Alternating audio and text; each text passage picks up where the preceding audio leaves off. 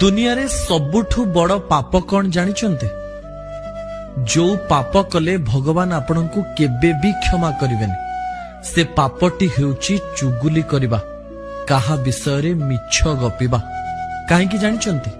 ଚୁଗୁଲି ଦ୍ୱାରା ବଡ଼ ବଡ଼ ଘର ଭାଙ୍ଗିଯାଏ, ସ୍ୱାମୀ ସ୍ତ୍ରୀଙ୍କ ମଧ୍ୟରେ ଡିଭୋର୍ସ ହେଇଯାଏ, ଭାଇ ଭଉଣୀଙ୍କ ସମ୍ପର୍କ ଖରାପ ହେଇଯାଏ, ବର୍ଷ ବର୍ଷର ବନ୍ଧୁତା ଗୋଟିଏ ଦିନରେ ଖରାପ ହେଇଯାଏ, ଜଣଙ୍କର ଜୀବନ ଖରାପ ସମୟ ଦେଇ ଗତି କରେ, ଆଉ ସେଇ ବ୍ୟକ୍ତିଟି ବହୁତ କଷ୍ଟ ପାଏ ଯାହା ବିଷୟରେ ମିଛ ଗପା ଯାଇଥାଏ କିମ୍ବା କାହା କାନରେ ମିଛ କଥା କୁହାଯାଇଥାଏ।